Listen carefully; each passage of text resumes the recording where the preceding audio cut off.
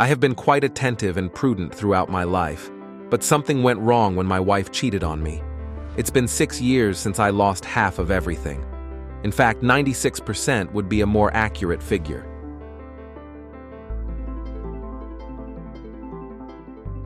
Back in March 2013, my company barely made it through the Great Recession, but the surprise attack from my soon-to-be ex-wife was too much for Octavian Orlov Inc. to handle. That's the company I built from the ground up, which no longer exists. By the way, I'm Daniel Orlov. I included Octavian in the name because I'm a huge history enthusiast, and I thought the acronym OO sounded pretty catchy. My parents immigrated to the U.S. from Eastern Europe before the Soviet Union fell. I was 7, my brother was 5, and my mom was pregnant with my sister at the time. They arrived in the U.S. on a tourist visa with less than $5,000, hoping to give us more opportunities and a better life. They didn't speak the language, had no family or friends here, but they weren't deterred. Feeling like there was no turning back, they took a huge risk by moving to the U.S., leaving behind all their connections and relative security. I come from a family of risk-takers. We endured many years of financial hardship and deprivation. There were several years without birthday or Christmas gifts. Every morning I watched my parents go to work, my dad returning late at night, and my mom in the mid-afternoon. Back home, they were both well-educated with relatively privileged jobs. My father was a civil engineer and my mom was a doctor. However, their degrees and certifications meant nothing here, so they took whatever jobs they could find to keep us afloat. It's not entirely true that we never received gifts. On our first Christmas here, my brother and I each got a candy bar. I'll never forget that moment, probably until the day I die. I was heartbroken. We were that poor. Another thing I can't forget is the shame of growing up poor and feeling different. In the town where I was raised, there were 2 junior high schools and 1 high school.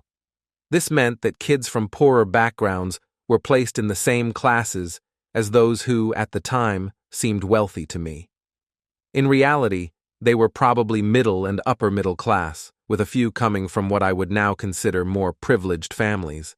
I still recall how other kids mocked my siblings and me for initially wearing odd clothes from Eastern Europe, and later hand-me-downs from the Goodwill store. I was embarrassed about where I lived, in that small, cramped apartment, so I never invited any of the kids over and avoided going to their homes, fearing that I'd have to return the favor. I dreaded the "what did you do over your vacation" questions after summer and Christmas breaks. Unlike the other kids, I didn't have stories about exciting trips or cool experiences to share. Although I was an excellent student and loved school, I left at 15 to help support my struggling family.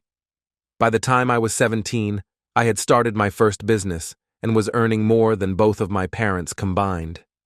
From then on, I became the primary provider for my family. By the age of 22, I had already founded Octavian Orlov. By 25, I was married and expecting my first child. By that time, I had also paid off my brother's college education, and he graduated with honors in mechanical engineering. I had just begun covering my sister's higher education costs, which took 7 years until she earned her JD from a top 20 law school.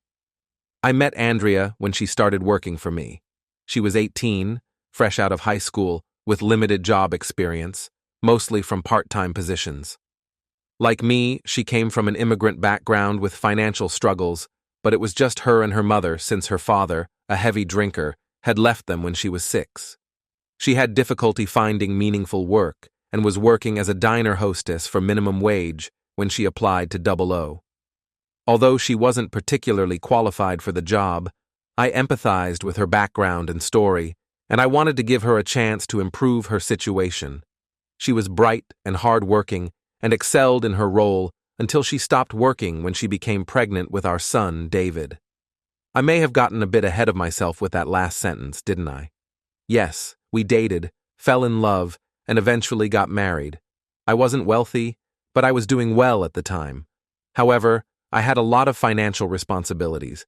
My father had become disabled, and I was covering most of my parents' expenses aside from his disability insurance. I was also still paying for my sister's college education when Andrea became pregnant. With essentially 3 households to support, and a young business that needed me to reinvest as much profit as possible, things weren't easy. Still, we were doing well, especially considering our age and modest beginnings. Fast forward 10 years to early 2013. My company had become well established, and in almost every meaningful way, we had achieved the American dream. Double O had survived the critical first 5 years, when more than 80% of businesses fail, and it had weathered the Great Recession when many of my competitors didn't. In early January, my CFO and I estimated that the company was conservatively worth $50 million. A week later, I discovered that Andrea was cheating on me. At the time I found out about Andrea's infidelity, I was finally beginning to feel like I had made it. Coming from a background of deprivation and always feeling somewhat inadequate compared to those around me, I was starting to feel secure and like I truly belonged. I had a beautiful wife whom I adored, 2 wonderful kids I loved more than life itself. We had our daughter Sophia 2 years after David, parents who were proud of me and well taken care of, and 2 siblings who were well established and doing well for themselves. We had come a long way from that tiny 1-bedroom apartment we all shared on Euclid Street. Declaration of war. Towards the end of last year, I started noticing that something was off with Andrea. She had always been present for me and the kids, but recently she seemed distracted. I found myself looking after the kids alone more often on the weekends, which I didn't mind, since I tried to spend any free time from work with my family. So when she mentioned needing time for herself and wanting to go out, I didn't question it and was happy to stay home with the kids to give her some space. Unfortunately, I realized too late that this was part of the problem.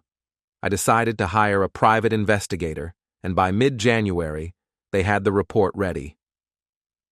The guy's name was Tom Jeffries. He owns a small, expensive restaurant a few miles from our house. Andrea and I used to go there regularly with the kids, but we hadn't been in several months. Since Andrea usually handled our reservations and picked where we ate, I could guess why we stopped going there. I had actually met the jerk several times when he played host and checked in with the customers. I remember thinking he was a really good-looking guy, smooth, and quite the charmer. I guess he was charming enough to lure Andrea out of her pan eyes and into his bed. They also went to the same gym and now seem to work out regularly together. A bored housewife who has kids at school right now is dating a guy who has a flexible schedule and can come and go as he pleases. We had a housekeeper who did the housework and cooking, so Andrea had a lot of free time. While the children were at school, Andrea had been taking classes at the local college from time to time in the last few years. I thought she had enough to do, but obviously she needed more distractions. There were video and audio recordings confirming all this. When I read the report, I felt numb and nauseous. Just when I thought it couldn't get any worse, it happened. While she and her lover were sitting in a restaurant, not the one he owned, 2 detectives at a nearby table managed to record a conversation that subsequently played a significant role in both the short and long term. Andrea wasn't just having a meaningless affair. She was planning to leave me, take half of everything I had built, and move in with her lover and the kids. Throughout our relationship, I harbored suspicions that Andrea might be involved in an affair. Strangely, I never considered the possibility that she might want to leave me for her lover. When I first noticed that the report was validating my doubts, I hadn't yet realized that this could signify the end of my family. I suppose I had always assumed that Andrea and I would be together forever. Perhaps my mind was in a state of shock, still believing that the family and life I cherished so deeply would carry on into the future. Even though the realization had only just occurred, I hadn't only failed to think that I might leave Andrea, but for some reason I also hadn't considered that Andrea might want to leave me. I thought it would be challenging for a while, but I would confront Andrea about her affair, and she would immediately end things with the other man. We would find a way to stay together as a couple and maintain our family. However, After reading the transcript of that conversation in the restaurant, I understood that Andrea's affair wasn't just a side activity that she could easily abandon and return to me with apologies and remorse. It seemed she wanted to move on to a new chapter, and I was no longer part of her future plans. During their conversation, they covered a lot of ground. It appeared that their private moments were too valuable and reserved solely for intimacy. Any planning or scheming had to happen during their breaks, and that lunch seemed to be one of those intervals. In addition to Andrea planning to leave me and take the kids, she and her lover were devising a way to force me to either sell the company so she could receive her portion of its value, or take out a loan to buy her out. Andrea assured her lover that I would never want to lose the company, so I would simply take out a loan to pay her off. He agreed that this would be the quickest and simplest solution. Her lover reminded her not to forget about half of our personal assets, as well as alimony and child support. It seemed that Tom Jeffries had found his retirement plan, and Andrea was the key. As for me, I was just the fool who was going to finance their future while being excluded from their plans. The conversation delved into a topic that I had to reread several times to fully grasp what they were discussing. The essence of that part of their conversation was that the divorce attorney Tom had found would persuade a judge during the initial filing of the divorce that I was highly likely to transfer company assets overseas, necessitating the freezing of all company accounts. The perceived high risk stemmed from the fact that O conducted international business and had foreign currency accounts that held funds from overseas sales and made payments to international vendors and suppliers in their respective currencies. It was more cost-effective to keep the funds in the local currencies instead of incurring double exchange rate costs by converting them into US dollars and then back into the local currencies. Discovering this information was invaluable. I still had time to prevent this action. Before even finishing the report, I called to schedule an appointment with Sam Darling, my business attorney. He was able to see me immediately. I thanked the PIs, instructed them to stay on the case, and to intensify their efforts to gather as much of their conversations as possible. The PIs informed me that they couldn't bug private conversations, especially those between my wife and her attorneys. They wouldn't risk their license for me. They were able to record this conversation because it took place in a public setting where it could be argued that anyone nearby could overhear it. However, the lead investigator suggested that I could bug my wife's phone and listen in on the conversations myself, without their involvement. He recommended an app and explained how to use it. I thanked them and left the office to meet with my attorney. Andrea wasn't just cheating and planning to leave me, she was preparing to wage war against me. She intended to destroy everything I had built and take away everything I held dear. First things. First, I had long since learned to break tasks into smaller, manageable pieces and prioritize the most important and urgent ones. The top priority was preventing the freezing of the company assets. Those fools didn't realize that if they succeeded in getting the judge to freeze the accounts, there would be no business left to divide. O would go under. I had suppliers, vendors, employees, and other bills to pay, with over 90% of the revenue going toward expenses. The company relied on a steady cash flow to survive. This is what happens when a bored housewife with no business sense and a clueless individual who spent more time in the kitchen than the boardroom team up. My hope was that at least their attorney wasn't as foolish. I rushed to Sam's law firm, and it was clear he had left instructions with the receptionist as she promptly led me to his office. I quickly briefed him on everything I had learned that morning. He glanced up from his notes and interrupted me. "Let me see if Bob or George are available. They're both divorce attorneys, and I think we need one of them in this discussion." He left and soon returned with George. After brief introductions, George sat down, and Sam began relaying the information to him, with me chiming in here and there to correct or add details. As Sam continued, my mind wandered, contemplating all the possible outcomes for both my marriage and the company. Finally, I made a decision and interrupted Sam mid-sentence. "Never mind, let them do it." They both turned to me, surprised, and Sam asked, "Let them do what?" "Whatever they want, let them do it." I then stood up and shook their hands. As they both seemed puzzled by what had just happened, I said, "Sorry to take up your time. I need to make a few crucial phone calls. Sam, I'll be sending you a check for a few $100,000 as a retainer, just in case I need it. I hope it won't be necessary, but I'd like to have some cash out of the company as a precaution." "Sam, I'll stay in touch. George, it was nice meeting you, but I don't think I'll need your services at this moment. If anything changes, I'll reach out."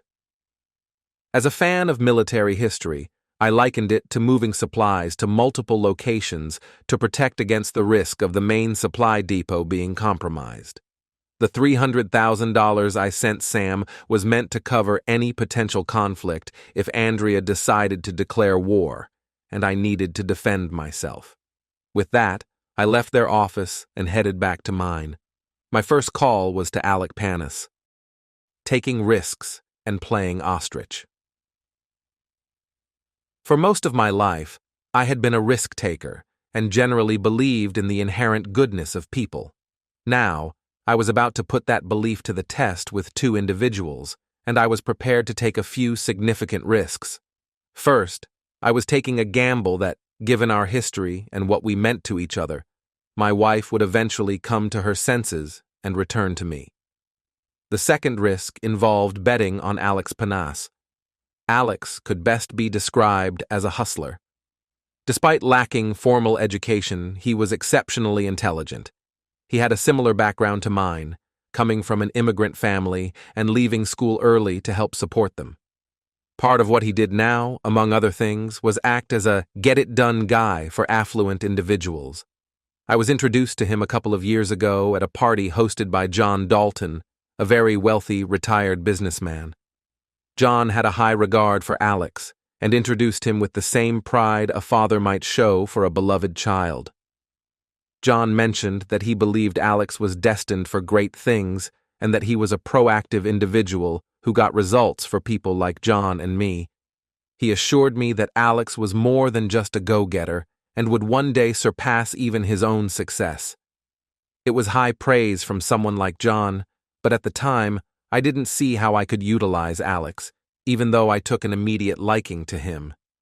He was friendly, sharp, and extremely charismatic. I remember thinking that not only could Alex sell ice to Eskimos, but he could probably convince them to make it for him first. I ran into Alex again last year at an industry convention in Vegas. He had a booth staffed by himself and several attractive models. Like everyone else, I was drawn to the beautiful women in revealing dresses and went to check out the booth. I discovered that Alex was an independent contractor working with a competitor of mine, seeking to attract large clients for a commission. A few months after the convention, in October, Alex reached out with a proposal to do for Double O what he was doing for one of my competitors. He mentioned that the competitor he was working with owed him over $1 million in commission, and they were trying to undervalue their agreement. Apparently, Alex had exceeded their expectations, and they were attempting to renegotiate the terms after the fact. It was short-sighted of them, given Alex's proven success in attracting major buyers for them. During the convention, Alex had invited me to a party he was hosting in one of the hotel's suites. The event featured several attractive women mingling with the male guests, all of whom were from my industry. He introduced me to one of the women and then walked away. Now that I know what my wife was up to, I regret not attempting to seduce her, if that was even necessary.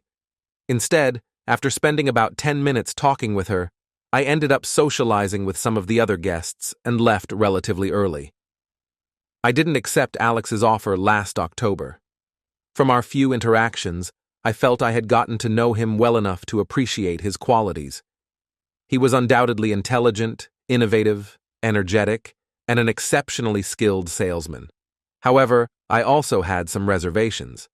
I was concerned about how he might have been acquiring his clients. While I didn't have concrete evidence, I was hesitant to involve my company with him, fearing it might backfire. I called Alex, and he agreed to come in at 10 the following morning. The next person I reached out to was John Dalton. In his 70s, John had been an immensely successful businessman, and I was fortunate to count him as a friend. He was incredibly wealthy and had taken a particular interest in Alex, becoming something of a mentor to him. I had a lot to discuss with John as well. After 7 p.m., I arrived home, fully intending to bury my head in the sand. The only chance we had was for my wife to realize the mistake she was making and return to me willingly. Andrea acknowledged my arrival with a quick note from the kitchen that dinner would be ready shortly. Now that I knew what to look for, it was clear that although she was physically present, she was merely going through the motions when it came to me. I wondered if there was still hope for us, or if I was just being naively optimistic. Playing the fiddle while 00 burned well, my first bet didn't pay off. On Wednesday, February 13th, I was served papers at the office. The timing was curious. Over the past month, I had been trying to reconcile with my wife, but her response was at best indifferent. It seems she found the idea of spending another Valentine's Day with me unappealing and likely had other dinner plans for the next evening. Clearly, I was the date she was canceling. As I reviewed the documents, I saw that the judge's order to freeze all of 00's accounts was included. The order stated that in 30 days, there would be a hearing where the freeze could potentially be lifted and other issues could be addressed. Additionally, I was required to provide the other party with a long list of requested financial documents. Interestingly, they hadn't put any freezes on our personal accounts. Given that Andrea had access to all those accounts, they must have felt it unnecessary. Now I knew two things for certain. One, that I had truly lost my wife, and two, that they had hired a divorce attorney who was more determined than competent. The fire was lit, and it was time to watch 00 burn. I called a meeting with my in-house general counsel, COO, and CFO. Until now, they were unaware of my marital issues or the financial strategies my wife and her lover were employing against me. It was time to bring them up to date. I briefed my top executives on the situation. John, our attorney, requested to review the documentation. My CFO stated that we can't survive for 30 days without access to our accounts and that no one would extend us credit under these conditions. He also noted that payroll checks had already been mailed out and electronic payments authorized for employees who preferred that method. The funds would be withdrawn from 00's checking account the next day to ensure employees receive their pay on the 15th. Additionally, payments to suppliers had been issued, which will likely bounce, and there are many more payments due to suppliers and vendors over the next 30 days. My COO suggested that we might be able to explain the situation to the employees and have them accept an IOU until we resolve this issue. He also recommended communicating with the suppliers to see if they would continue providing us with goods in the meantime. My general counsel advised seeking an emergency court hearing to request a judge to lift the injunction freezing 00's accounts. After considering their input, I told them I needed time to decide on the next steps. I informed the CFO that I would attempt to secure funds to cover the outstanding checks, but that we might need to temporarily lay off employees until we can resolve this situation. I asked my lawyer how long he estimated it would take to schedule an emergency hearing. His response seemed to deflate him somewhat, but he mentioned it would likely be at least a couple of weeks, if not longer. I noted that this timeline was nearly as long as the automatic hearing would take, and he agreed. I emphasized the importance of having the hearing before the same judge who made the initial ruling, but he might not be available for the emergency hearing, which could complicate things and cause further delays. He concurred that this was a valid concern. I then turned to the COO and informed him that we might need to halt operations until this situation is resolved, but I would need some time to consider it and would get back to him. The COO expressed concern that if we couldn't supply our customers, they would turn to our competitors, and we needed to find a way to keep supplies flowing. I acknowledged that I was aware of this. To their surprise, I abruptly ended the meeting and told them we would reconvene the following morning. In reality, it was all for nothing. I had already decided to let Double O fail if my wife was the one to trigger it. However, I needed to appear as though I was attempting to save a company I had no intention of rescuing. That night, I didn't go home. Instead, I sent Andrea a text informing her that I wouldn't be coming home and asked her to take care of the kids, explaining that I was exceptionally busy and wouldn't be able to see them for a week or two. Her reply was simply, "Okay." We both understood the situation. There was nothing more to discuss. The kids were everything to me, and I knew Andrea would take good care of them. That was not a concern. My focus was on fueling a fire while pretending to extinguish it. Over the next month or two, I would be busy playing the role of both arsonist and firefighter. Keeping myself occupied and focused helped suppress the deep, dark emotions threatening to surface, feelings of betrayal, profound sadness, anger, and loss. There would be time to address those later. Over the following 20 days, we had to lay off our employees and inform our suppliers and customers about the situation. We assured them of our commitment to continue operating and asked for their patience. Many expressed willingness to cooperate, but emphasized the urgency of receiving their supplies. As a crucial link in the supply chain, our failure to deliver would result in their workers being idle, preventing them from fulfilling their own orders and meeting deadlines. My wife, her lover, and the fool they hired had caused numerous companies to scramble to manage the chaos they created. 3 individuals who had never contributed anything of real value were now forcing the producers and builders in our society to deal with the mess they started. While I wanted to give the impression that I was actively working to resolve the situation, my true intention was to ensure that everything burned down as planned. Double O had experienced rapid growth over the past decade.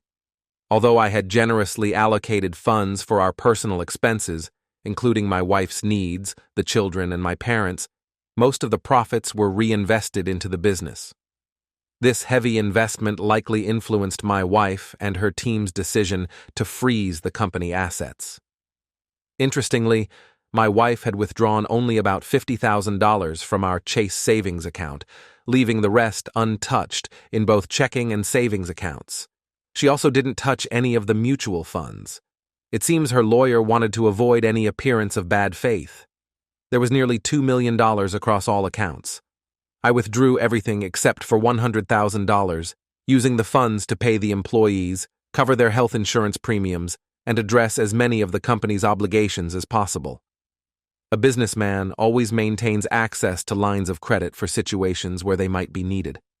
I had a personal line of credit at the bank for $1 million and a home equity line of credit for an additional $750,000.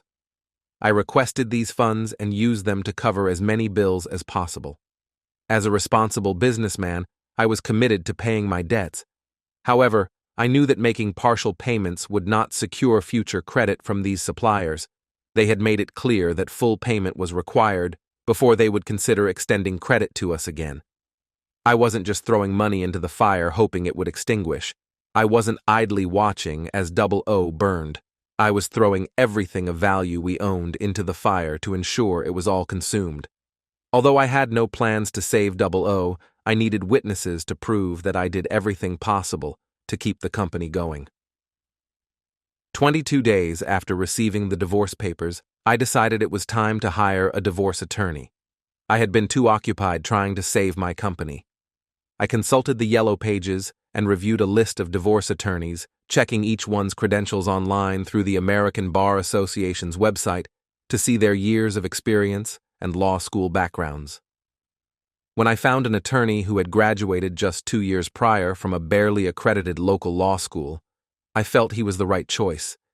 He had only one task to accomplish, and hopefully, he wouldn't mishandle it. Even if he did, it would still serve my purpose. I contacted him, informed him that I had received divorce papers 3 weeks earlier and that there was a hearing scheduled in just over a week, but I wasn't ready for it. I needed him to request a continuance and mentioned that I would meet with him in a week or two to discuss the divorce. I told him I would send him a copy of the divorce papers along with a $5,000 retainer immediately via messenger. He thanked me for the business, and we set up an appointment for 10 days later. I had no intention of keeping that appointment. A few key details left out so far. One important detail omitted so far is that Andrea and I signed a prenuptial agreement before our marriage. Unfortunately, the prenup didn't address limitations on her financial claims in the event of a divorce. At the time of our marriage, my primary concern was not about how much she would receive if we divorced, but about maintaining control. I was optimistic about my future success and wanted to share that with my wife, even if the marriage didn't work out. More importantly, I wanted to enter the marriage with good intentions. I believed that a prenup outlining asset division in case of divorce would cast a shadow over our marriage. Although I started O before meeting Andrea, the company's current value largely resulted from the years following our wedding. Therefore, Andrea would have a legal claim to the increase in the company's value from our wedding day to its current worth.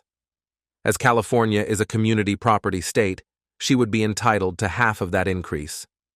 When negotiating the prenup, my main concern was retaining full control over the company. Therefore, the prenup granted me the right to run the company without any interference from Andrea. Another aspect not mentioned so far is my discussions with Alex Panis and John Dalton. In my January meeting with Alex, we talked about bringing him into the company. I proposed a payout plan based on his production, offering him a higher percentage than what he was earning from my competitor. This was even more generous, considering that the competitor was withholding part of the payout. Additionally, Alex would receive a substantial residual payout for the business he brought in for the life of the contract, whereas his current commission was limited to a percentage of the first year's business only. Previously, I mentioned that Alex was my second major risk, with the first being the possibility of my wife reconciling and not pursuing a divorce. The agreement I offered Alex did not present a significant risk. The risk was in the side agreement I made with him and whether I could fully trust him. On one hand, Alex was a habitual cheater. He had been married for a few years, and I was pretty certain he was sleeping with several of his models, possibly more women beyond that. He was fairly attractive, though not the most handsome man around. However, he was incredibly charismatic, had a way with words, and women were naturally drawn to him. My impression was that he came from a culture where men believed in having a wife who was the mother of their children, along with mistresses on the side. On the other hand, every interaction I had with him, and everyone who had done business with him that I spoke to, and I had him thoroughly checked out when we were considering bringing him on board back in October, told me that he was a man of his word.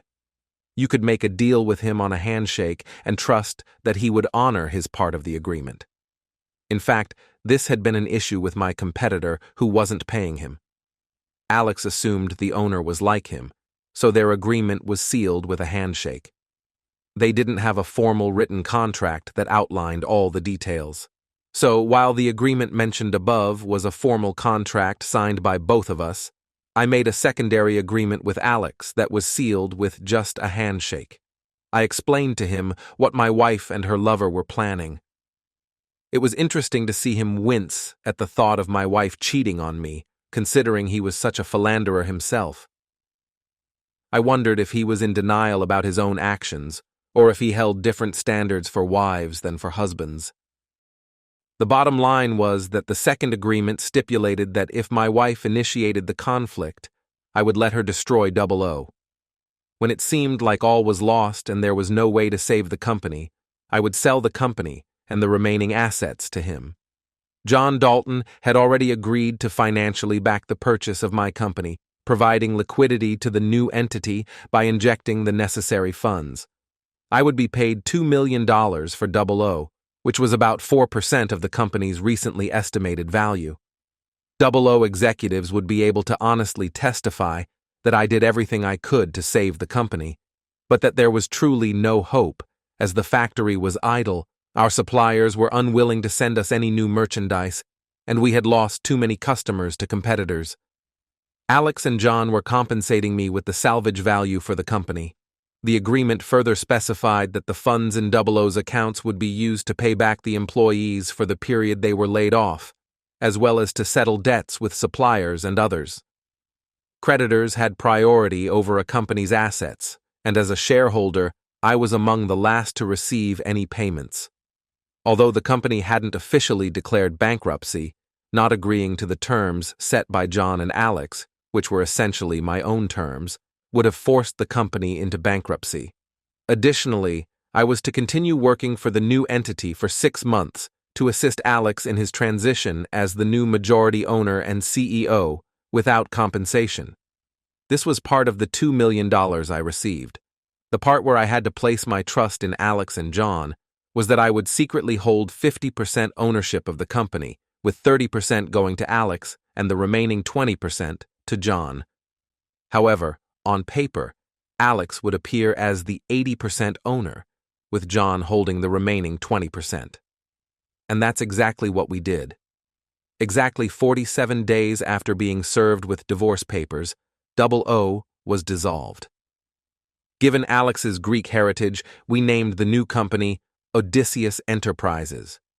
We found it fitting due to Odysseus's intelligence, adventurous spirit, and risk-taking nature. It was purely coincidental that Odysseus was also the one who devised the Trojan horse. I had left out one detail, this jerk. He had seen my kids and me with Andrea, as we were regular customers at his restaurant. He knew Andrea was married and had 2 young children. He wasn't just some co-worker who spent 40 hours a week with Andrea and eventually fell in love with her. He had met me, Andrea's husband, and our children, yet still chose to seduce her and break up my family. Running into her at the gym wouldn't have naturally led to a connection unless he intentionally created that opportunity. His goal was to seduce her. Regardless of how things turned out between Andrea and me, I had already decided in January that this jerk would pay for his actions. So, after sealing an unspoken agreement with Alex and John in January, I went to see Sean Hicks. Sean was an independent marketer I had been working with for the past 7 years.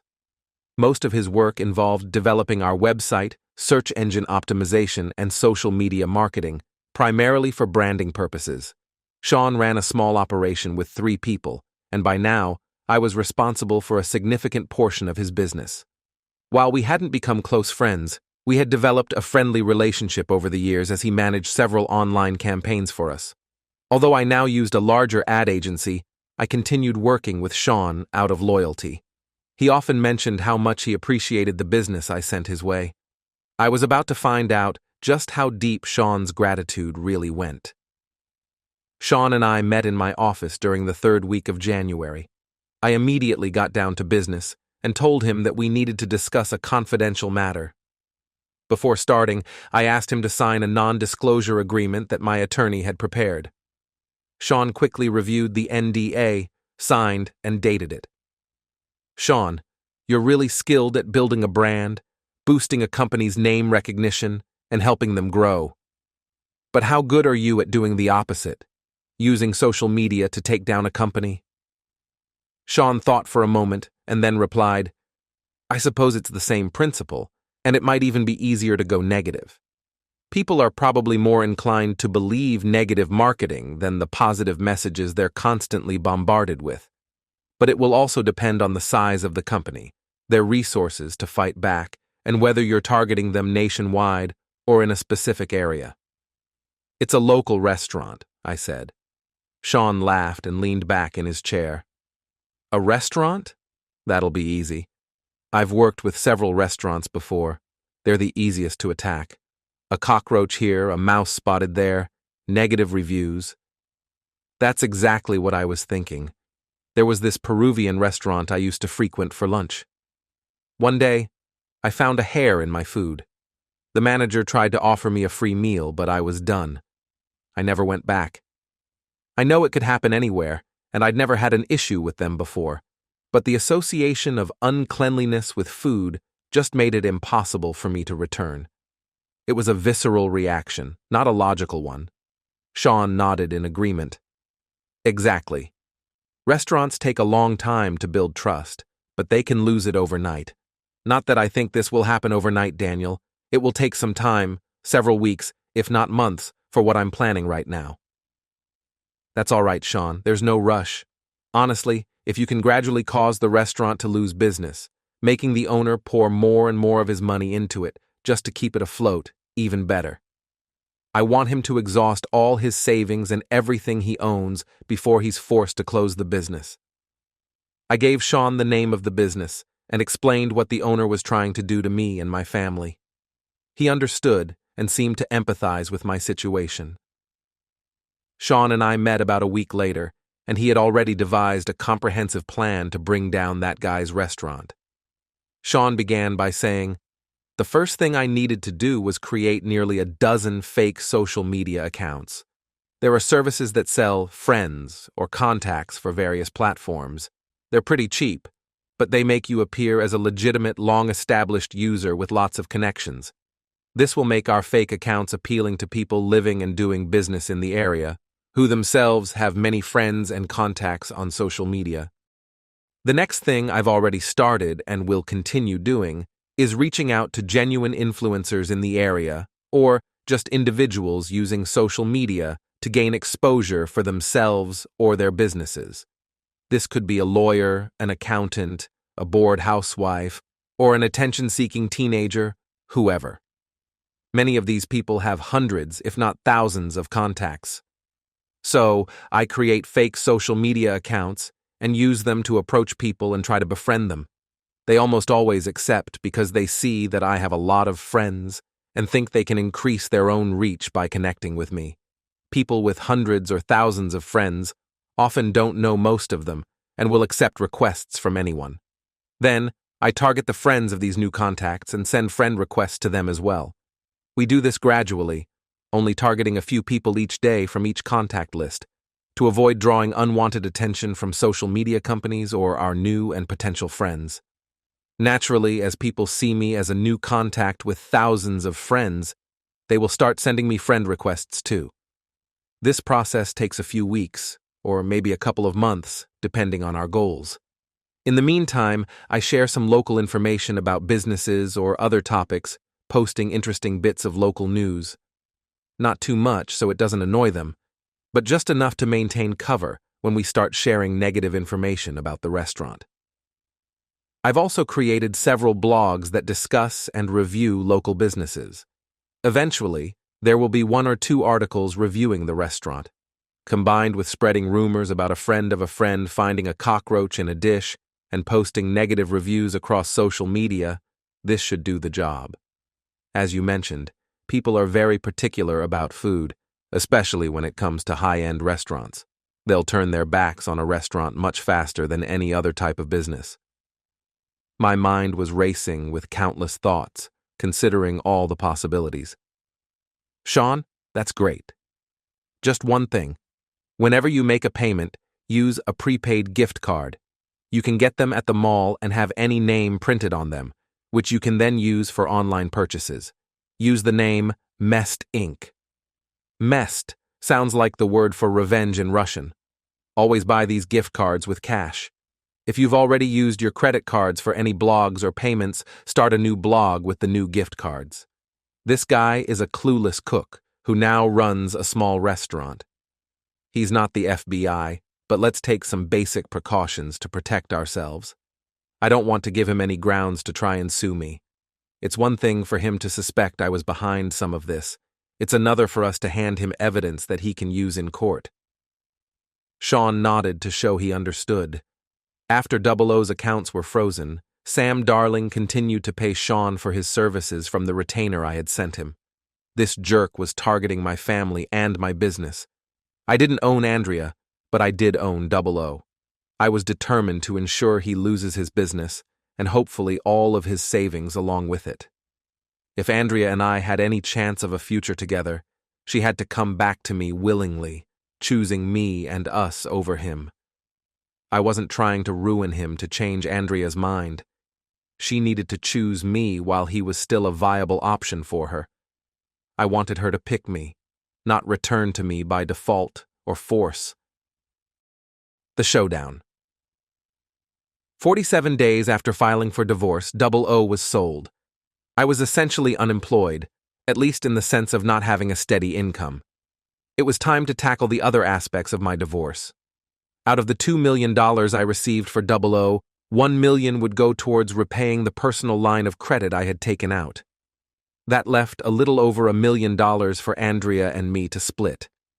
My inexperienced divorce lawyer had served his purpose, securing a continuance and being too inexperienced to realize the need to attend the hearing to lift the asset freeze. It was time for a change. I needed a top-tier divorce attorney.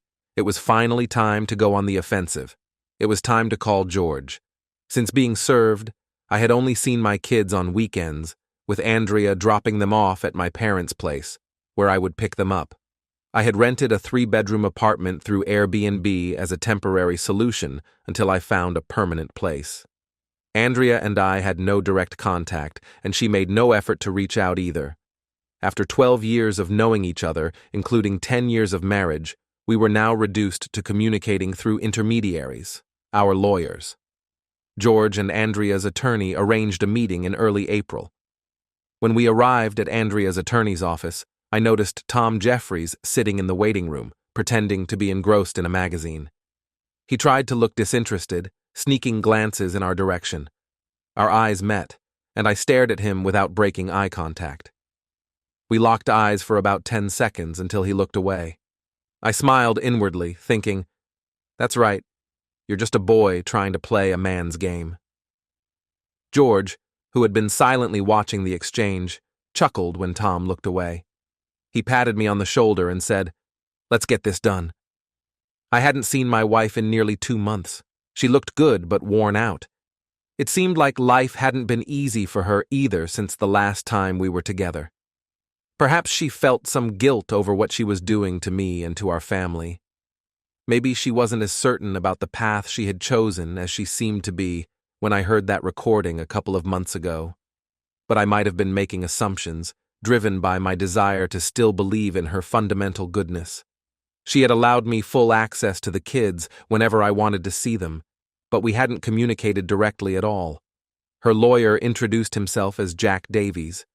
He and George exchanged handshakes, but when he offered his hand to me, I just laughed it off and said, "That's all right." In my mind, I was thinking that I don't shake hands with incompetent fools, but he would learn that soon enough. No need to start with insults, but there was nothing wrong with setting the tone for the meeting from the start. This was a confrontational situation, and I wasn't planning on being polite. I felt confident doing this because I held all the power. Once George and I sat down across from Jack and Andrea, I locked my gaze on Andrea, staring at her intently without breaking eye contact. She held my gaze for a few seconds before she started to squirm in her seat, eventually finding something on the conference table to focus on instead. Jack began by outlining how he thought the meeting should proceed, and then asked George, "I assume the financials are in multiple boxes, so I didn't expect you to bring them all.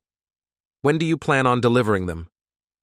George smiled and pulled out a relatively thin file from his briefcase, dropping it in front of Jack. "Actually, we've brought everything," he said. "Here are the financials." I kept my gaze fixed on Andrea, my expression serious and unyielding as I stared at her intently. She briefly looked up to observe the exchange between George and Jack, then glanced at the thin file folder before returning her focus to the same spot on the conference table after briefly meeting my eyes. Her nervousness was evident, with her hands fidgeting. It was clear that my demeanor, or perhaps just my presence, was making her uneasy. Jack sifted through the papers for several minutes, his face reddening, before finally exclaiming, "What on earth is this?" I couldn't help but think that Mr. Pleasant and Gracious had disappeared rather quickly, which made me smile. It's moments like these that bring a small bit of joy to life. Jack must have noticed, as he shot me a scowl that only made my smile widen. Clearly displeased with what he saw, he turned his attention back to George. It seemed Jack and I wouldn't be forming a friendship anytime soon. George replied, "That's all we have for now. We can provide additional documents if you specify what you need, but I thought we should start with what I've given you. The bottom line is that my client was forced to sell Octavian Orlov Inc. for $2 million. Andrea's gaze shot up, disbelief evident in her eyes as soon as George mentioned sell. I resumed my intense stare, imagining my eyes piercing through her soul. $1 million was used to repay a personal loan my client had to take out to try to save the company because you idiots froze all the funds and forced a fire sale. So, there's $1 million to be divided between our clients in the divorce. Sorry to interrupt, but, George, you forgot about the $750,000 line of credit I had to take out on the house to cover business expenses as well. There was already a $1.2 million loan on the house, so this was additional. It doesn't need to be repaid immediately. It's a 5-year loan, so we have time to manage it, darling." The word darling was laced with about 80% sarcasm and 20% venom, though I might have reversed the percentages. I had to drain almost everything from our checking and savings accounts and the mutual funds to keep the company afloat since I couldn't access the business funds. So I'm afraid those are gone too, darling. I concluded my statement with another direct stare at Andrea, who was now gazing back with a look of stunned disbelief. Andrea chose this moment to speak up for the first time, her voice hesitant as she asked, "What exactly are you trying to accomplish, Daniel?" "Well, darling, what did you 3 geniuses expect to happen when you froze all of Double O's accounts? How was I supposed to pay the suppliers, employees, or bills? You might be surprised to learn that employees aren't too keen on working for you when their paychecks bounce and you can't tell them when they'll be paid. The same goes for the suppliers. And customers aren't too forgiving when you tell them that your loving wife was involved with another man and froze all the company's assets, leaving you unsure of when you can deliver the merchandise they ordered. Merchandise they need on time to meet their own customers' needs. The idiot in the lobby might not seem like a thinker, but I expected more sense from you, Andrea, than to freeze Double O's accounts. And I would have thought this moron here would have known better, I added, giving Jack a disdainful look. When I mentioned the guy in the lobby, Andrea instinctively looked in the direction where the lobby was supposed to be, and then looked at me again with a puzzled expression on her face. "Yes, I know you had a relationship with that guy outside, honey. So here's the situation, Andrea. We need to split $1 million. Mutual funds and all other accounts have been emptied. I had to use them to save a Double O, and now I have no income. You may have to adjust your requirements. In fact, you'll have to adjust them a bit." Andrea looked extremely upset.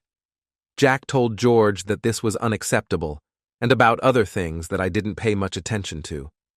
I was absorbed in watching Andrea, who seemed like a lost child with no one to turn to. I saved her once, but I was no longer responsible for her. Now, it all depended on the other guy. I got tired of watching Andrea, and I decided it was time to leave. I got up and told them that if nothing else was needed, we were leaving. I turned to leave, and George casually said, "Well, I guess we're done. Call us when you are ready to discuss everything again." On my way to the lobby, I looked back at the guy one more time, and he looked away again as we left. That evening I was sitting alone in my empty living room with a glass in my hand. Andrea wrote, "Is it true? Did you really lose 0-0? I just said yes. About 10 minutes later, she responded, "I'm so sorry, Daniel. Truly sorry. I never intended for you to lose 0-0. I know it meant everything to you." For a moment, I found a glimmer of hope for Andrea. Perhaps she hadn't become the cold, ruthless person I was starting to believe she was. I didn't want the woman I had loved and trusted for over a decade to be someone who would deliberately try to destroy the company I had built from the ground up. I still wanted to believe in the mother of my children. That's when I realized that over the past few months, I had completely pushed my emotions aside. I was adept at compartmentalizing. I had focused stoically on achieving my goals, first saving my marriage, and then, when that failed, trying to salvage my company by dismantling it. I hadn't allowed any emotions that might hinder my objectives to interfere. Now, a small act of kindness from the woman I had loved for so long, who had shared the most intimate moments of my life with me, and who was soon to be my ex-wife, affected me deeply. I found myself sitting in the dimly lit living room of my temporary rental apartment, crying uncontrollably. In this divorce, there were no winners, only losers. If I could trust Alex and John, which I fully believed I could, I had managed to save my company and maintain control, which was more important to me than holding on to its full value. But I had lost my family. I had lost my wife, whom I admitted to myself, more than ever in these past few months. I had loved completely. And probably still did, though I wasn't allowing myself to consider that. I had lost the ability to see my children every night. I would likely see them only every other weekend. We would spend a full day catching up, and just when we were starting to feel at ease with each other, I would have to return them to their mother's house. There were no winners in this situation. Why, Andrea? Why did you have to do this to me, to us? So I sent Andrea a text with just one word: why? All this time, I had stuck to my plan of not showing any weakness or emotion to the other side. But now, in a moment of impulsiveness, I had. I didn't receive a response. I hadn't really expected one. There was nothing she could say that would magically make it all make sense. Finalizing the details. The attorneys were back and forth with their requests. Jack asked for various documents and conducted depositions of my chief financial officer and a few executives from O, who now worked at Odysseus Enterprises. Eventually, they seemed satisfied that the company had indeed been sold for $2 million. Jack scheduled another meeting for Andrea and me to finalize the agreement he and George had settled on. We were once again in the same conference room, but this time, the difficult party was absent. Jack reviewed the details of the divorce settlement he and George had agreed upon. We would be dividing just over $500,000 each, and there would be a monthly child support payment of $3,000. Andrea would have primary custody of the children, which suited us both since I had a business to manage. I would have the kids one day during the week and every other weekend. After going through the list, Jack looked at me and said, "Despite my advice, Mrs. Orlov has agreed to forego alimony. Additionally, Mrs. Orlov has agreed to sell the house, with the proceeds to be split equally." Once the financial matters were resolved and the agreement was signed, I prepared to leave. I had a few things I wanted to discuss with Andrea privately, but I planned to wait until the weekend when I picked up the kids. However, before I could head out, Andrea asked if she could speak with me privately. Our interactions had been limited to brief exchanges when picking up or dropping off the kids, so I was curious about what she wanted to discuss. Jack offered us the conference room for our conversation, and he and George gathered up the paperwork and left. Both Andrea and I hesitated to speak at first, but since she had requested this meeting, I waited for her to begin. "Daniel, I want to apologize again for the loss of O. I know how much the company meant to you, and the last thing I wanted was for you to lose it. I received some really poor advice." She trailed off, visibly struggling to maintain her composure. As she gathered her thoughts, she continued, "I've decided to enroll in nursing school. With the college credits I've accumulated over the past few years, I should be able to earn my RN license in 2 years." I was taken aback by this news. I nodded and said, "That's great, Andrea. I'm sure you'll excel." It was striking how our relationship had shifted from being close and open to now feeling like we were just awkward acquaintances. "Daniel, I have a favor to ask. Please feel free to decline if it's inconvenient. Currently, your schedule with the kids is 1 weekday after school and every other weekend. Once my classes begin and I have a clearer idea of my schedule, would you be open to taking the kids more frequently, whenever you can?" I was curious about what was going on. She had her mother to turn to, but I wasn't about to question a good opportunity. I eagerly agreed, excited at the chance to spend more time with my kids. Andrea, there's something else. I was planning to tell you later, but don't worry about selling the house right now. I'll cover the payments. Daniel, that's very generous of you, but summer is almost here. I need to find a new place before the next school year begins for the kids. I need to know which school to enroll them in. First and foremost, I want the kids to remain in their current private school. It's the best in the area, and they've already made a lot of friends. Their education is incredibly important to me, so I'll find a way to cover the costs. In the meantime, I have $500,000 available that I can use until I secure a job. Let me handle that. The same goes for the house. This has been tough on the kids, and I want to provide as much stability as possible. I'll take care of the payments at least until the end of the next school year. We can figure out if we need to sell the house the following summer. Andrea asked me what else was on my mind. I wanted to tell her that the jerk can't move in and that she shouldn't bring him around my kids, but I held back. We're getting a divorce, and I can't dictate who she can and can't date. Obviously, if she continues seeing this guy, she'll eventually introduce him to the kids. We were starting to be civil with each other, and she was not only not putting obstacles between me and the kids, but she was also encouraging more interaction. For the kids' sake, we needed to communicate and avoid constant conflict. As much as it bothered me to think about that guy being around my kids, I decided to let it go. Chances are, their relationship won't last anyway. By the time our final divorce hearing came around in October, the kids had mentioned that the guy had been around a few times, but not in the last couple of months. I couldn't help but wonder if things were going south in their relationship. There had been so many small, sad moments that triggered emotions in me, like transferring the title on her car or removing her from my health insurance. I kept the kids on mine. Each of these little steps felt like another nail in the coffin of our now-dead marriage. The day Andrea transferred her cell phone line, I received a call from her new number. All I heard was soft crying on the other end before she hung up. It was clear that these steps were affecting her too. The final nail was the hearing in October to finalize the divorce. It turned out to be just a formality. As we were leaving the courtroom, I asked Andrea if she wanted to grab some coffee. Instead, she asked if I could come by the house one evening to talk. I agreed, and we set a date for Friday night.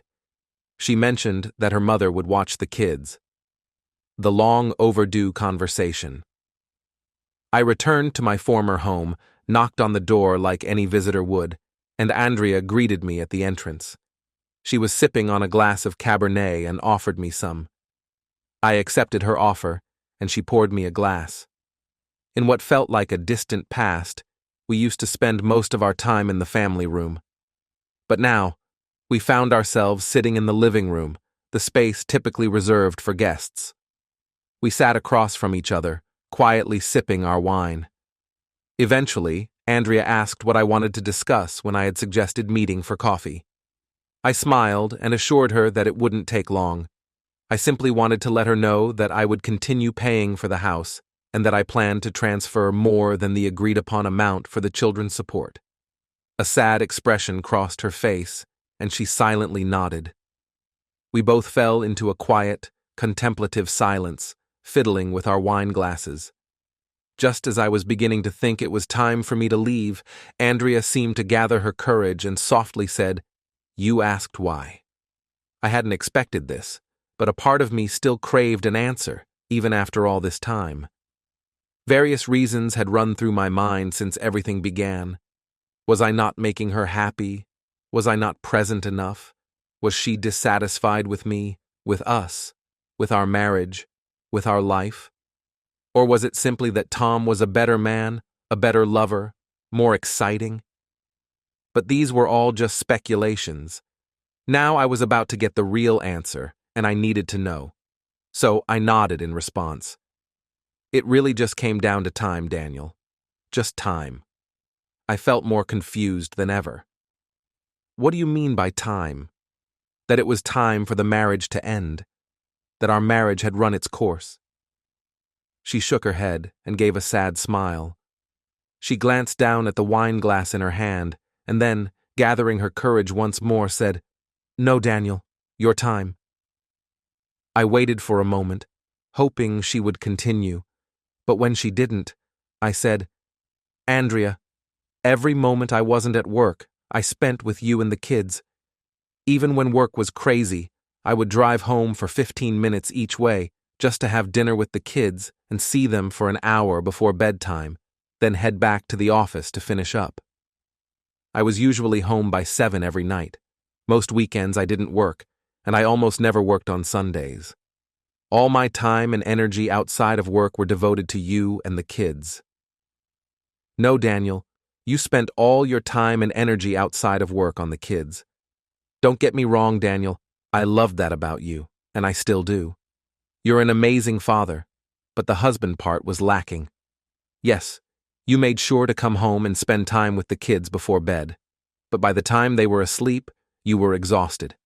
On weekends, when you didn't have work or some event to attend that would benefit your business, you spent that time with the kids. Again, Daniel, I sound so petty, like I'm jealous of the kids. Believe me, I love how devoted you are to them. But I wanted your undivided attention sometimes too, Daniel, and I rarely got that. I had imagined that maybe I had let Andrea down in some way, but this wasn't what I had expected. I thought I was home a lot. Plus, I wasn't one of those guys who just sat in front of the TV with a beer in hand when I was home. No matter how tired or stressed I was from work, I invested a lot of energy into my family. But now I realized that most of that energy was focused on the kids or all three of us together. It was hardly ever just Andrea and me alone. My life had different compartments. My company wasn't just my job, it was my passion. It was my baby, something I had nurtured and grown to where it was before all this started. It was definitely a significant part of my life, and it consumed the majority of my waking hours. My family was the other part of my life. Don't get me wrong. If I had to choose between my company and my family, I would have picked my family every single time. But honestly, I would have done everything in my power to avoid making that choice and try to keep it all. However, in trying to balance my limited time and energy between the three areas that needed my attention, it seems the one that suffered was my marriage. Andrea, why didn't you talk to me? Why did you just go off, have an affair, take the kids, and leave? Daniel, I did try. We'd plan a date for just the two of us, and then you'd go right back to your routine. Even when I asked for more of your time, I felt like I was nagging, like I was being selfish. I wasn't looking for an affair. That was the last thing on my mind. Tom started paying attention to me at the gym, and at first, I didn't think much of it. He was nice, he noticed me, and he gave me something you didn't. Daniel, time. I thought, of course he did. He runs a small business that gives him the flexibility to take mornings and afternoons off if he wants. His restaurant doesn't even open until 11, and he could probably skip lunch hours if he felt like it. But I kept that to myself, and instead asked a question I instantly regretted. Speaking of him, are you still seeing that jerk? Andrea laughed. You mean Tom? I smiled back. Jerk, Tom. Same difference. Actually, we stopped seeing each other a couple of months ago. What happened? Did he bail when he realized there was no payoff? Andrea smiled. That's a bit petty, Daniel. I've never known you to be petty in all the years I've known you. New territory for you. No, Daniel, I ended it. The kids didn't like him, but they might have come around eventually. I ended it because he started talking badly about you in front of the kids and privately to me. When he did it with me, I could see it was out of jealousy, so I'd usually tell him to stop and let it slide. But I would never tolerate him doing that in front of your kids, Daniel. Never. The first time he did it, I told him to leave, and the next time I saw him, I tore into him. When he did it again, it was over. I nodded in agreement. I made a lot of assumptions, and the picture that I had was very different from what I had originally imagined. Andrea, did you say that he was jealous of me? What could he be jealous of? He slept with my wife. You left me for him. Andrea flinched when I mentioned that he had slept with her, but she smiled and began to answer. He had every reason to be jealous of you, Daniel. You are what he would like to be. You're playing in the big leagues while he's stuck in his little 9-table restaurant. It was obvious that he was jealous of you, and it was easy for me to notice. To be honest, it was quite touching, very unattractive. But now it's all in the past, Andrea said in an indifferent tone, as if we were wasting time talking about something so trivial and insignificant. I just said, "It was." Andrea looked confused. What happened? I played in the big leagues, not anymore. Andrea gave me a mischievous grin and just nodded. I couldn't figure out what she was thinking. This conversation has destroyed all my beliefs that have developed over the past year. Andrea thought Tom was the best person, that Andrea was an evil person who tried to destroy me and take everything from me. Then why, Andrea? Why did you attack 00 like that? Andrea took a deep breath, and her expression became very sad. Daniel, I never imagined that what I was doing could in any way harm 00. I thought you would simply pay me off. I never expected to get anywhere near half of it. I assumed you'd either pay me off with money you already had, or take out a loan against the company and then pay me. Tom and then Jack kept insisting that I deserved half. They kept telling me that you'd probably remarry and have more children, and those new children would get the entire inheritance. So, even if I didn't want half for myself, I needed to do it to protect the kids. I didn't think I deserved half, Daniel, and I never expected to get anything close to that amount. But you have to understand, Daniel, that I grew up poor and very insecure. I wasn't working and had no income, which made me feel even more insecure. I have no education and no qualifications. I just wanted some security for myself and the kids. They convinced me that you'd try to hide the assets, drag things out in court, and hide financial documents. Jack told me that this was just how divorces worked. It was a battle. I just kept thinking that with some pressure, you'd pay me off quickly and we'd both move on. I never imagined that I could be hurting 00. A few tears rolled down Andrea's face as she finished speaking. When we first met, I had already started 00, but you know that I grew up poor too, Andrea. So, yes, I do understand that you were scared and worried. Even after I found out about you two, I was hoping you'd come back to me. I tried to win you back to the marriage. I don't know if it would have worked, but even after the investigators confirmed your affair, I still didn't believe that you would want to leave me. Did you even notice that I was trying to win you back between mid-January and the day I was served, right before Valentine's Day? Andrea looked up, a bit surprised, as if this was news to her. I guess I did notice that you started acting differently. But by that point, Daniel, I didn't trust you anymore. I had gotten my hopes up too many times before, only to be disappointed again. Yes, you were home earlier than usual and seemed to be giving me more attention. Honestly, I didn't know how to react to that. Part of me was afraid that you knew and were just setting me up. Another part of me hoped that you didn't know, but if we reconnected, you'd find out, and there was no way you'd want me then. I had betrayed our marriage, Daniel. Don't think I don't know that, or that it didn't shame me, or that it doesn't still deeply shame me today. I didn't think there was any way you'd want me if you found out. I had already taken steps down the path I was on. I didn't think there was any way to stop that train, Daniel. Was it not that you wanted to be with that jerk instead? You chose him, Andrea. You liked him better. You were in love with him, and you definitely weren't in love with me anymore. I think we were both a bit taken aback by the intensity of emotions and the clear insecurity I displayed. Yes, I liked him, Daniel.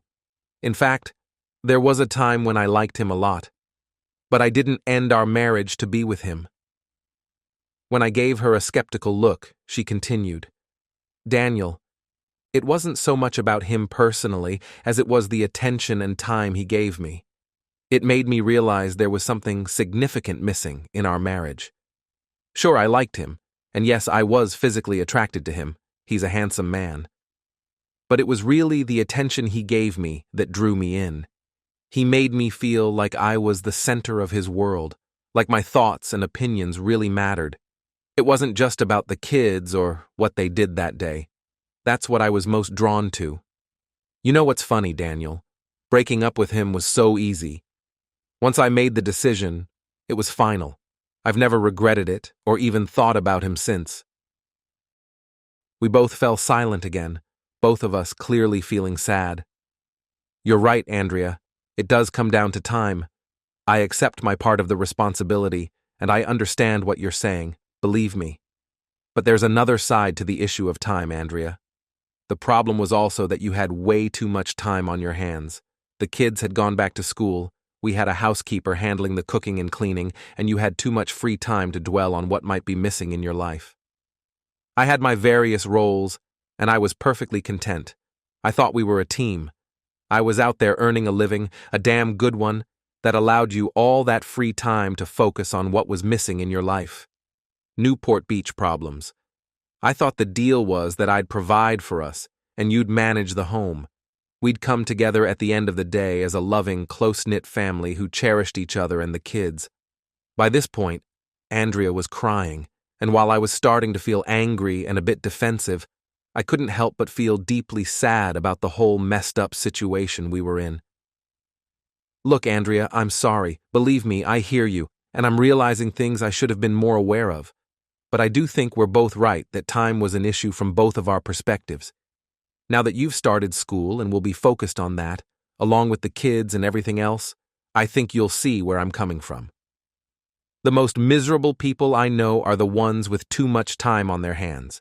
A busy person doesn't have time to dwell on their life and make themselves unhappy.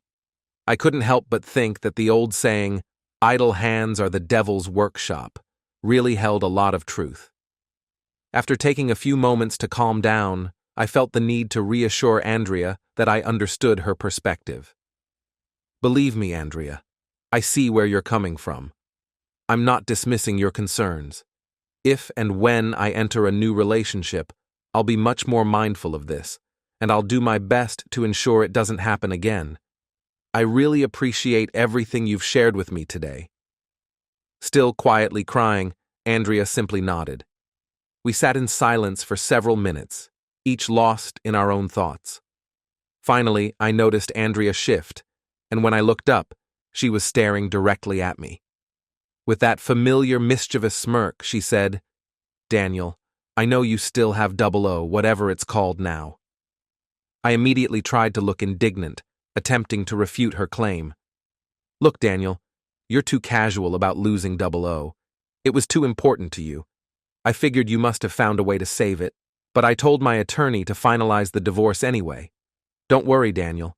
I'm not going to come after you or reopen the divorce. I'm actually glad you kept the company.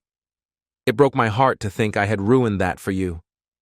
I never wanted to destroy your company, Daniel, and I never wanted to come between you and the kids. You don't have to tell me if you saved the company. I just hope you did.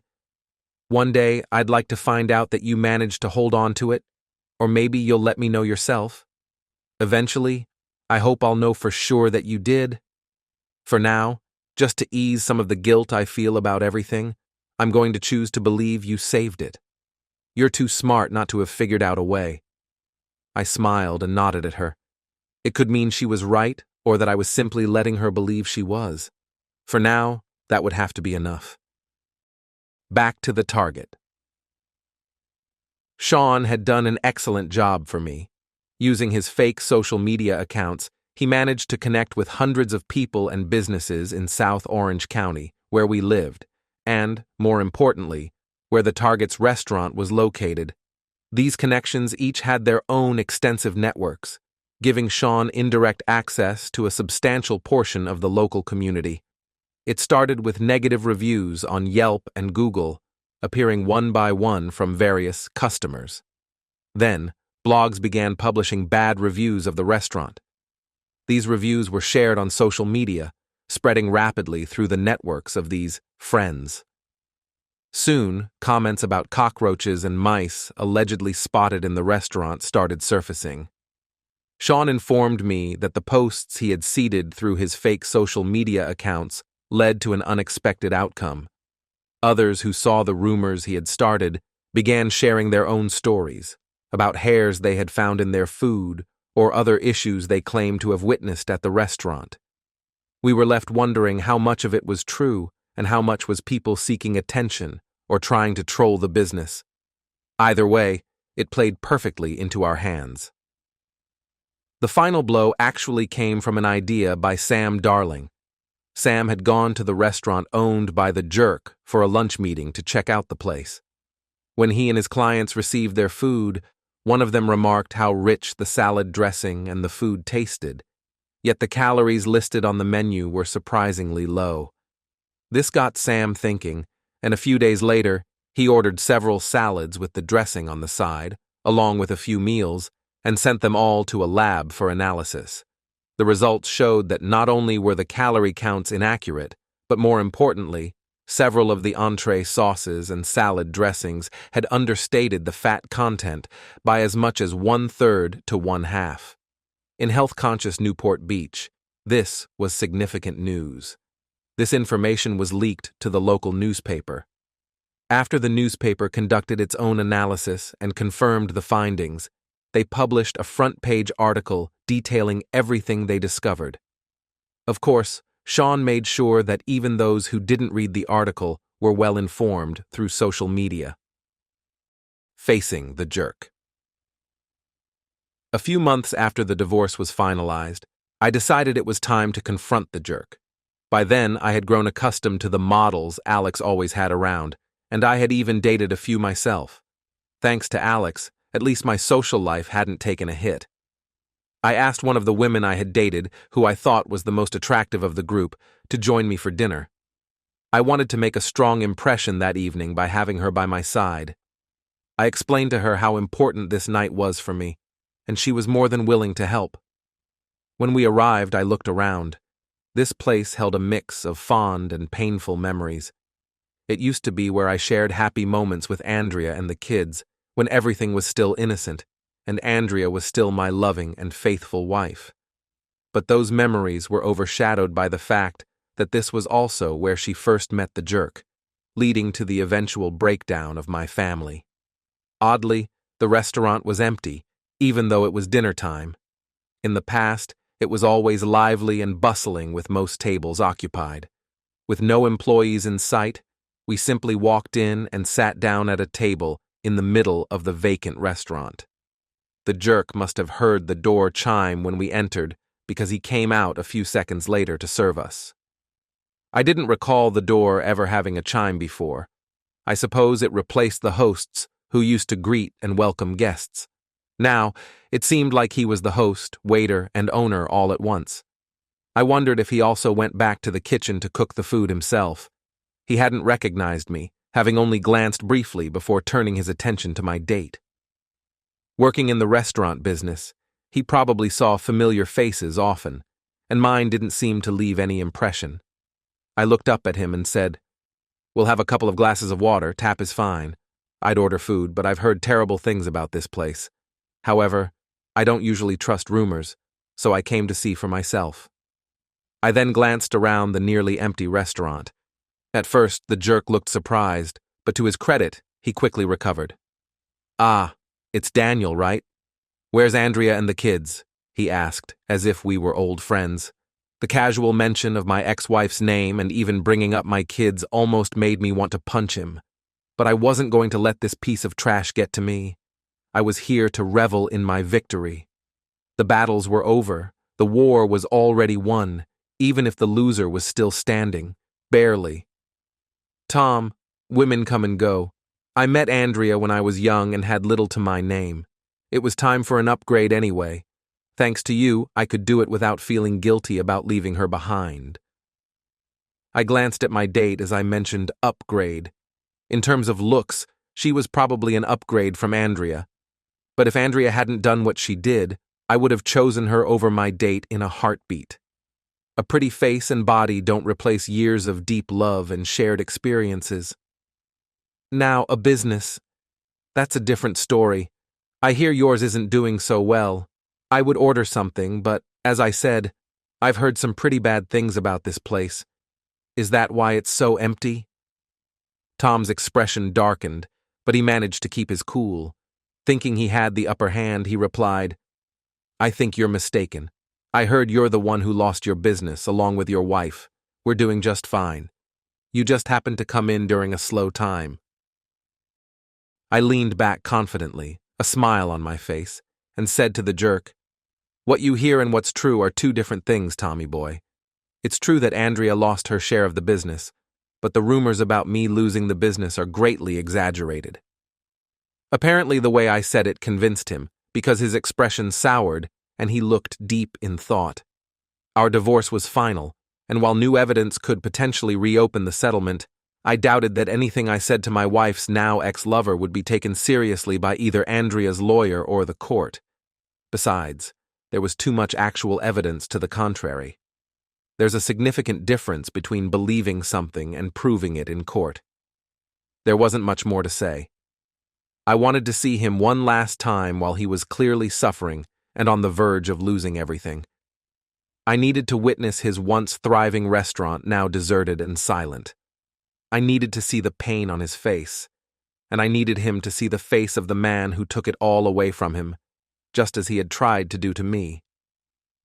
I must be going now, Tommy boy. Next time, don't start a war with someone much smarter than you. Sun Tzu said, Battles are won or lost before the fighting even begins. You were too foolish to realize this was a war you couldn't win, and you didn't anticipate the cost. When you're back to slaving over a hot stove in someone else's restaurant, think about that. And me, Tommy boy. I stood up to leave, and this time it was him giving me the angry glare.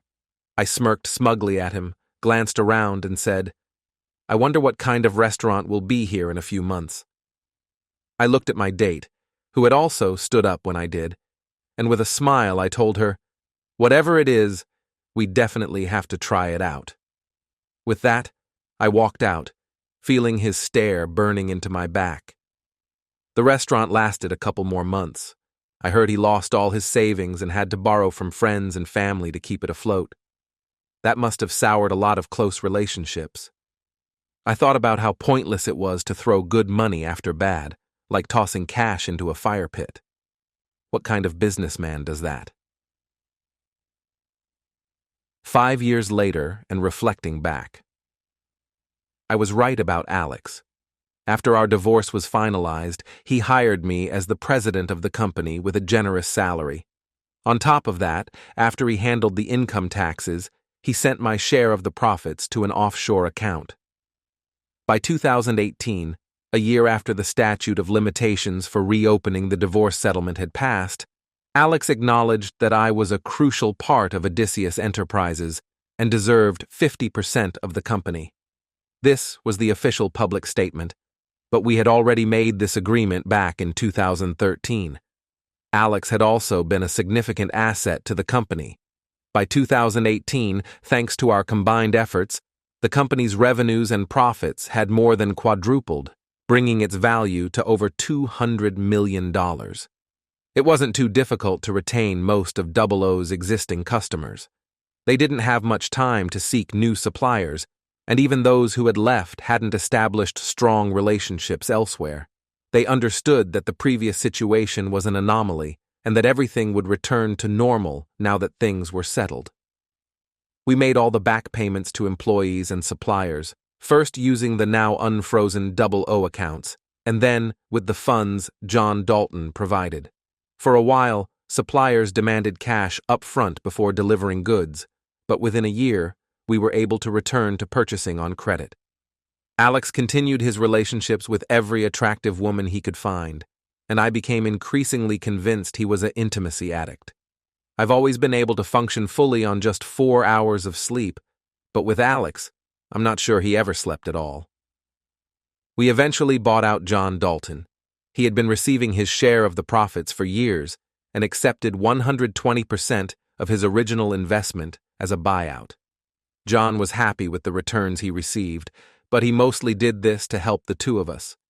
Now Alex and I each owned 50% of Odysseus. I got involved with and married a woman who had 2 children of her own. All the kids got along well. She loved my kids, and I loved hers. She and Andrea even became friends. I had taken Andrea's concerns to heart, so I made a conscious effort to focus more on this marriage as its own entity, separate from the children, even though we now had 4 kids instead of 2. But Beth, my new wife, was different from Andrea. She seemed to need less from me than Andrea did. Perhaps it was simply because everyone was older now, including Andrea, and needs change over time. When I first met Beth, she was almost 40, while Andrea was only 18 at the time. Andrea became a registered nurse a couple of years ago, and now she's a working mom. She got involved with another nurse, and they got married last year. About 6 weeks before Andrea married John, I went to pick up the kids late one Friday afternoon.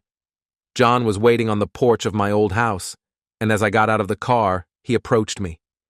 He asked if we could grab a drink, talk, and get to know each other a bit. I must have looked at him oddly because he added, "If it were the other way around, I'd want to get to know the man who's going to be living with my kids." I glanced over to see Andrea standing on the porch with her arms crossed. She smiled, clearly aware of what John was talking to me about, and nodded in my direction. I nodded back, then turned to John and agreed to go with him. We went to a local bar and grill, found a booth in the back, and ordered a couple of drinks and an appetizer. "Daniel, I want you to know a few things, and you can ask me anything you want. First, I want to say that I will never, ever, try to come between you and the kids. In fact, I'll do the opposite. I will support and back your relationship with them as much as I can." Not that Andrea would tolerate anything less. She made that clear as soon as things got serious between us. "All I ask is that I care about your kids, and I don't want to just be a roommate to them. I don't want to be the guy they merely tolerate who happens to live with their mom. I'm not asking to be their second dad, but maybe like the cool uncle or something like that. I think if you get to know me, you'll find that I'm not a bad guy. And just to put your mind at ease, I have no criminal history whatsoever. You can check me out. There's nothing there." I chuckled. "John, I've done much more than just look into your criminal background. As soon as I realized you and Andrea were getting serious, I had you thoroughly vetted. Don't worry, you passed with flying colors." John and I spent a couple of hours talking, and I came to like him and was happy that Andrea was going to end up with him. Most importantly, I trusted him around my kids. Andrea hadn't dated anyone between her last relationship and John. Apparently, John had been very interested in Andrea at work, but she kept rejecting his advances.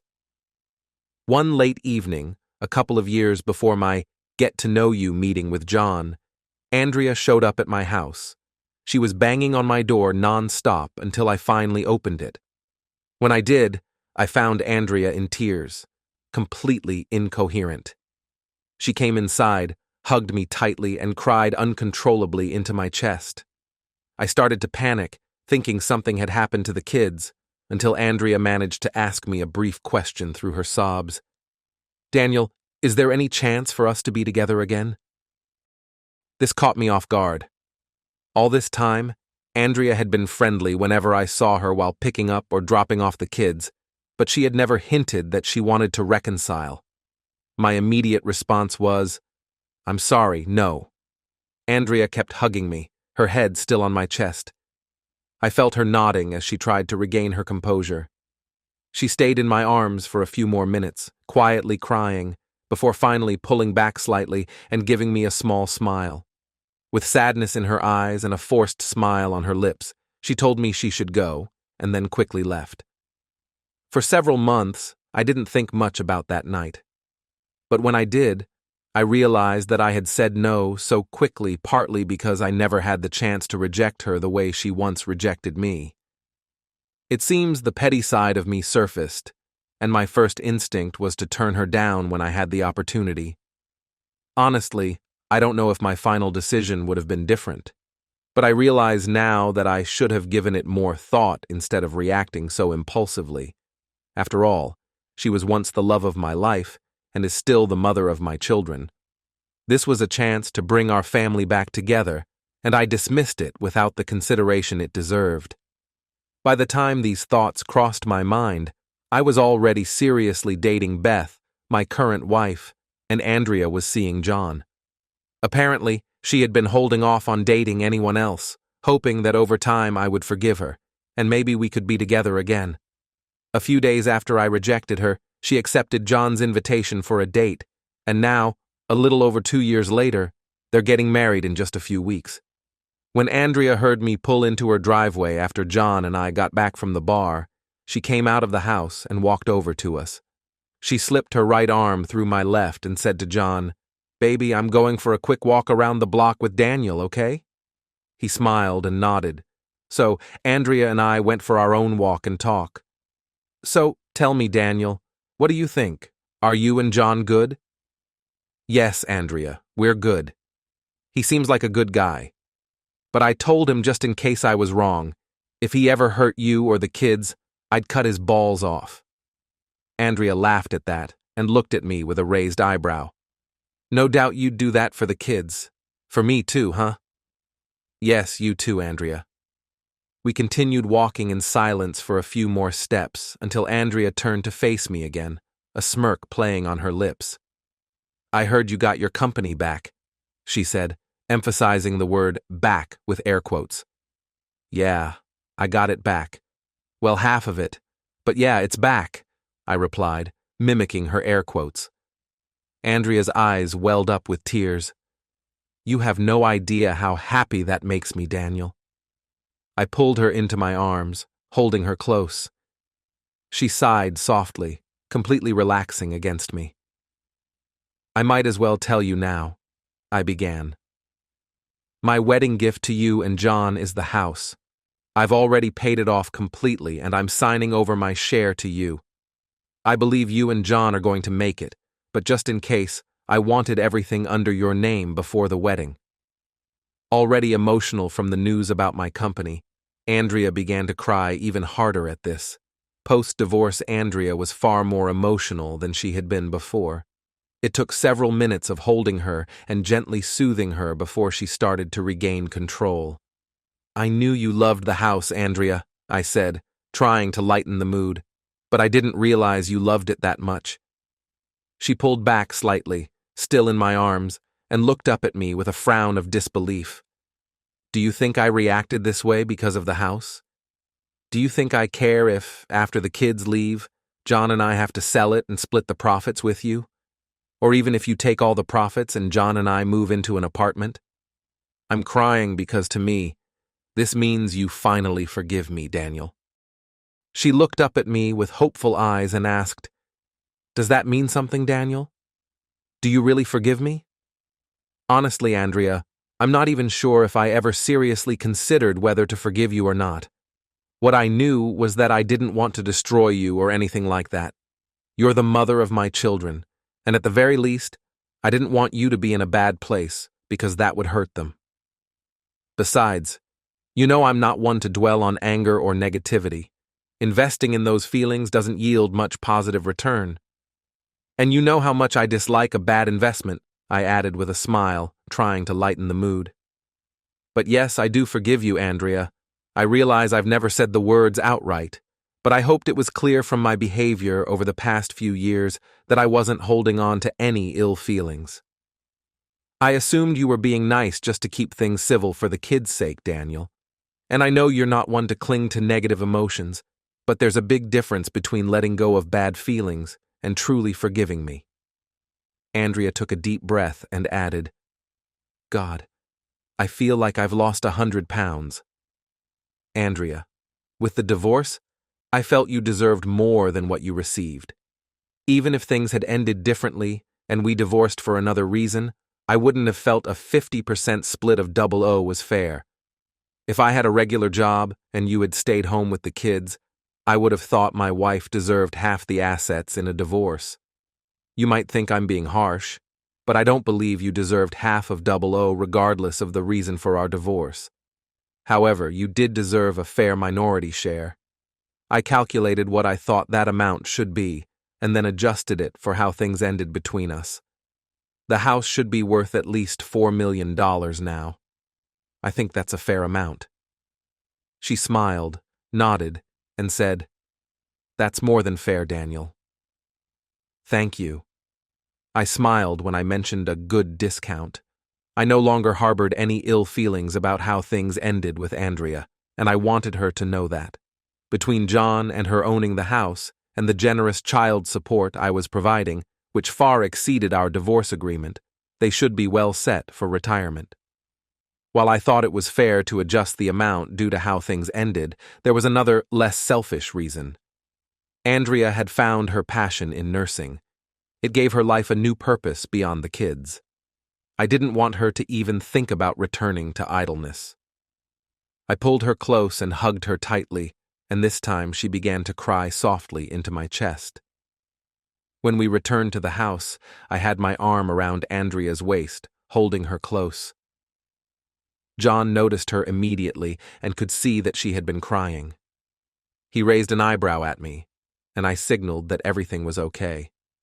Andrea saw this and smiled at John. She walked over, gave him a hug, and said she'd explain later. I was impressed by John's approach of asking to speak with me, so I decided to try the same with my new wife's ex-husband. He was more reluctant than I had been with John, and it took several attempts. But while we weren't as close as John and I had become, we managed to be at least polite and friendly. That was my main concern, that all the adults got along for the sake of the children. Things were going well for Andrea and me, though now separately. We tried our best to protect the kids from the negative impacts of the divorce. To be honest, I think Andrea is happier now than she was with me. Perhaps happier isn't quite the right word. She seems more content. Finding a career that is meaningful to her has contributed significantly to that. John was completely devoted to her. He worked his hours and then focused entirely on her. Lately, she seemed more at ease and less anxious, perhaps due to maturity and aging. As we grow older, we generally become more comfortable in our own skin. I had learned from my past mistakes with Andrea, so this time, my wife and I made sure to have plenty of date nights and quality time together. Andrea and I married young and became entangled in life's demands and my career. From childhood, I had been in survival mode, focusing intensely on my business and career. We've both gained valuable insights and hopefully won't repeat previous errors. We should be wiser now, able to recognize and address mistakes sooner and communicate better with our spouses. When I was with Andrea, I took for granted that we would always be together. But everyone gets chances for new beginnings, and it's up to us to make the most of them. I don't know if I would have been happier with Andrea or if she would have been happier if we had reunited. Once I make a decision, I live with it and don't dwell on what might have been.